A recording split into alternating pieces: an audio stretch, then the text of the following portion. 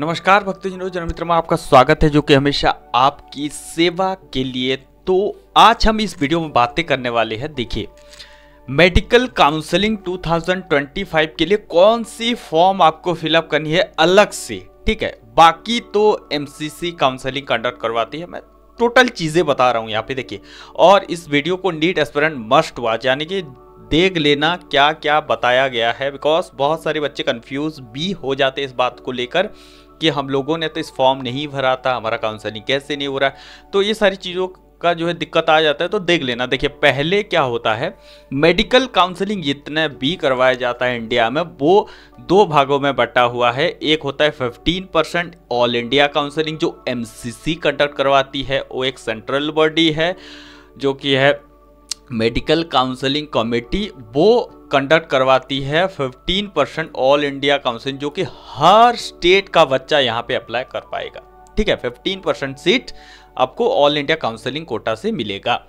अब जो 85% रहा वो स्टेट काउंसलिंग कंडक्ट करवाती है, यानी कि हर एक स्टेट का अलग काउंसलिंग बॉडी है। जैसे ओजेई है, बिहार काउंसलिंग, यूपी काउंसलिंग, अलग अलग स्टेट का अलग अलग काउंसलिंग बॉडी होती है। तो 85% सीट आपको स्टेट से लेना पड़ेगा। तो अगर आप एक बहुत अच्छा सीट, यानी कि इतना अच्छा मार्क्स नहीं है लेकिन आपको लगता है कि आपको सीटें मिल जाएंगी, तो दोनों काउंसलिंग में पार्टिसिपेट करना साइमल्टेनियसली ज़रूरी है। बिकॉज ये काउंसलिंग पहले ही होती है, उसके बाद जाके स्टेट काउंसलिंग कंडक्ट करवाया जाता है, यानी कि जिगजैग पैटर्न में होती है। इसका फर्स्ट राउंड का होता है, इसका फर्स्ट राउंड होता है, इसका सेकंड राउंड होता है, इसका सेकंड, तो ऐसे ही चलती है चीज़ें।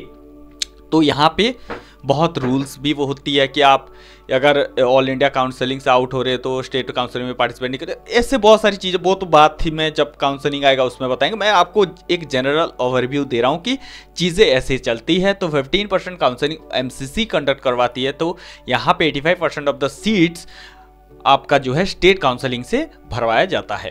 तो यहाँ पे अगर आप किसी भी स्टेट से बिलोंग करते हैं तो 85% काउंसलिंग स्टेट काउंसलिंग ज्वाइन करना बहुत ज़रूरी है, इस चीज़ को ध्यान दे देना। अब एमसीसी तो हर कोई भरता है, क्योंकि एमसीसी ऑल इंडिया कोटा से सीट्स लेना थोड़ा सा मुश्किल होता है, बिकॉज यहाँ पे अभी कंपटीशन बहुत ज़्यादा बढ़ गया। देखिए, नीट एग्जाम क्लियर करना बहुत बड़ी बात नहीं है। नीट एग्जाम के बाद आपको सीटें लेना है 15% से और 85% से। अगर आपका एक बहुत अच्छा मार्क्स आया है और अगर आपने एक अच्छे से चॉइस फिलिंग नहीं करी है तो आपको एक अच्छा मेडिकल कॉलेज नहीं मिल सकता। इसमें बहुत सारे बच्चे फेल हो जाते हैं, यानी कि अच्छे मेडिकल कॉलेज का चॉइसेस नहीं कर पाते। तो इसके लिए आपको हमारे चैनल को सब्सक्राइब रखना है। हर तरीके का चीज़ें, कट ऑफ से लेकर आपको कौन से कॉलेज ज्वाइन करना चाहिए, इंफ्रास्ट्रक्चर किसका अच्छा होता है, सारा चीज़ें मैं बताता रहता हूँ आपको। अभी अगर 10,000 सीटें बढ़ेंगी तो कहाँ पे बढ़े हैं, प्राइवेट मेडिकल कॉलेजेस में बढ़े हैं, गवर्नमेंट में बढ़े हैं, कहाँ पे बढ़े हैं, वो सारी चीज़ों के बारे में इन्फॉर्मेशन मिलेगा। तो डेफिनेटली सब्सक्राइब करके रखना, आप ही का चैनल है, आप ही लोग चलाते हैं इसको। तो डेफिनेटली यहाँ पे एक चीज़ बात आता है, 85% काउंसलिंग ज्वाइन करना बहुत ही इंपॉर्टेंट है। उसके बाद एमसीसी के बाद स्टेट काउंसलिंग। अब कौन कौन सी फॉर्म आपको भरनी है, जिसकी वजह से आपको अगर एक स्पेशल स्टेट से आप बिलोंग करते हो तो आप उसमें ज्वाइन कर पाएंगे। तो पहले हम अगर बात करते हैं KCET, यानी कि KSET की बात करें, कर्नाटका डोमिसाइल स्टूडेंट के लिए मैं बोल रहा हूँ कि अगर इस फॉर्म को उनके लिए भरना स्टेट काउंसलिंग के लिए डेफिनेटली ज़रूरी है। और प्राइवेट मेडिकल कॉलेजेस के लिए भी ये फॉर्म आप भर सकते हो। 50% of the private medical colleges open seats होती है और डोमिसाइल सीट्स होती है 50%। तो डेफिनेटली बाहर के कोई भी बच्चा अगर अप्लाई करना चाहता है तो definitely other state private colleges में आप अप्लाई कर सकते हो KSET। और यहाँ पे कोई एग्ज़ाम देना नहीं पड़ता। KSET होता है अलग कोर्सेज के लिए, बट अगर आप मेडिकल कोर्सेस जैसे कि MBBS, BA, MS, BH, MS, BU, MS, BSc nursing में जा रहे तो नीट ही आपका सब बेड़ा पार करेगा, ठीक है। तो नीट ही एकमात्र ऐसा एग्ज़ाम है जिसको आप पार करेंगे, अच्छे मार्क्स लाएंगे तो आप किसी भी कोर्सेस में जा सकते हैं, मेडिकल और पैरामेडिकल और BSc नर्सिंग, MBBS कोर्सेस। तो यहाँ पे आप कहीं पे भी जा सकते हैं नीट के थ्रू, ठीक है। नीट एक नॉर्मल मैंडेटरी चीज़ है मेडिकल फील्ड में जाने के लिए, तो नीट को क्लियर करना जरूरी है। तो यहाँ पे KSET का जो एग्जाम होता है बाकी कोर्सेज के लिए भी होता है। तो डेफिनेटली यहाँ पे कर्नाटका डोमिसाइल ज़्यादातर पार्टिसिपेट यहाँ पे करते हैं और ये बाकी बच्चों के लिए नहीं, 85% ऑफ द सीट भरवाया जाता है यहाँ से, और 15% अगर आप सीट यहाँ से पार्टिसिपेट करोगे एमसीसी काउंसलिंग के थ्रू। ठीक है, ये है आपका केसेट का। अब अगर हम बातें करते हैं दिल्ली यूनिवर्सिटी DU के बारे में, तो यहाँ पे दिल्ली में जितने भी सारी यूनिवर्सिटी है वो 2 कैटेगरी में मैं ऑलरेडी बता चुका हूँ। IPU वाले सेक्शन में IPU वीडियो देख लेना।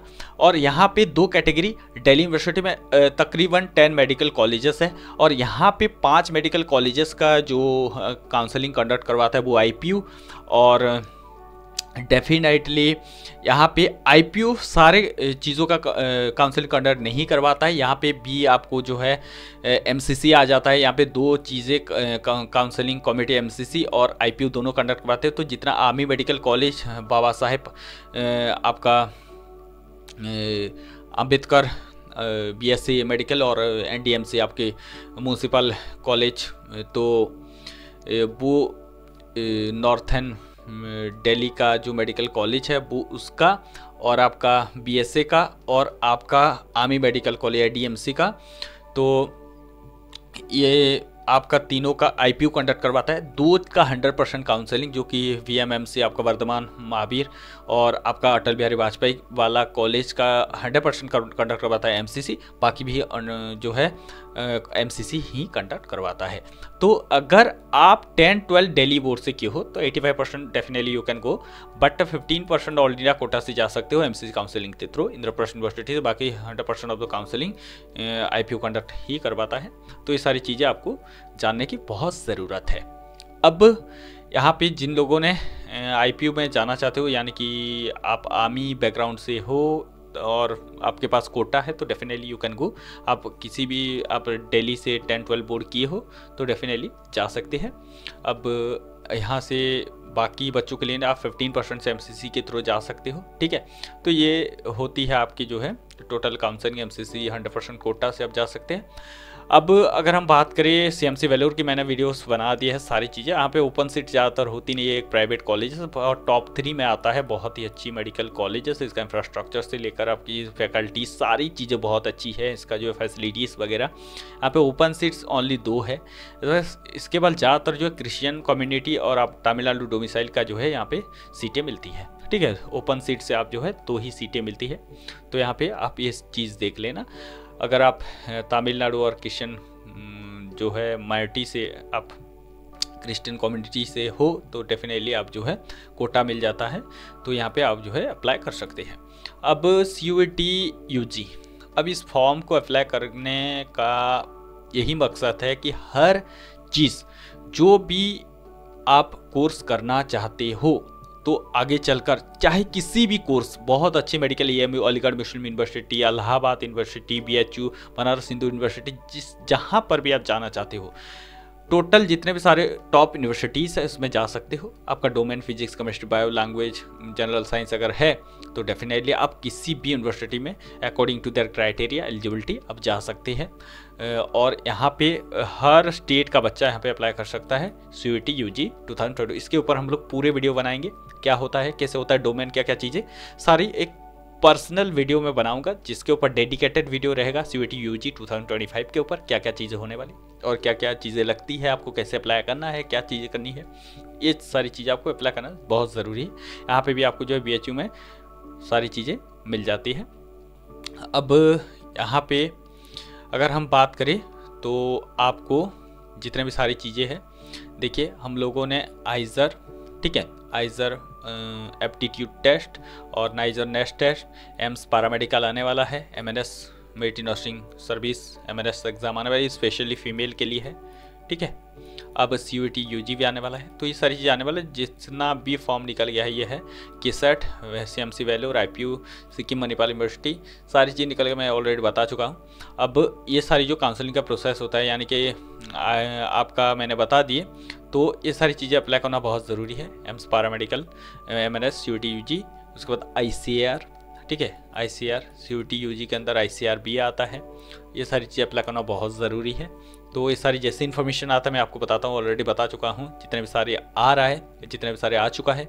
अब एक चीज़ जो काउंसलिंग की मैं बात कर रहा था, यानी कि ये सारी चीज़ों को थोड़ा सा देख लेना, बिकॉज ज़्यादातर काउंसलिंग में बच्चे जाकर थोड़ा सा हैरान में पड़ते हैं, बिकॉज 15% MCC से होता है, 85%, फिर आपका 100% काउंसलिंग BMMC और अटल बिहारी वाजपेयी का 100% MCC ही कंडक्ट करवाता है, BHU का कंडक्ट करवाता है। तो ये सारी चीज़ें जो होती है आपका सेंट्रल यूनिवर्सिटीज़ का, तो ये चीज़ों का काफ़ी हद तक मैं चीज़ें बता चुका हूँ, तो इसको फॉलो अप करना बहुत ज़रूरी है आपको। तो वीडियो को देख लेना ताकि आप लोग समझ पाए सारी चीज़ों के बारे में।